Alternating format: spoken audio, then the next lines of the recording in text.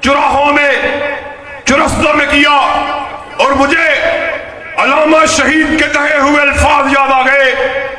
آپ نے ایک جلسے سے خطاب کرتے ہوئے کہا، اور سنو، اہل حدیث کے بیٹے کو اگر منوانا ہے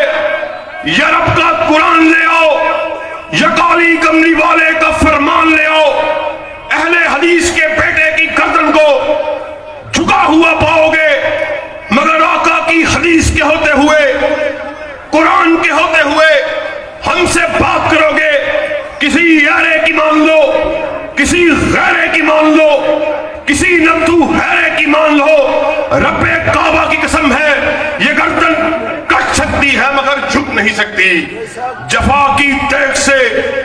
گردن وفا شیاروں کی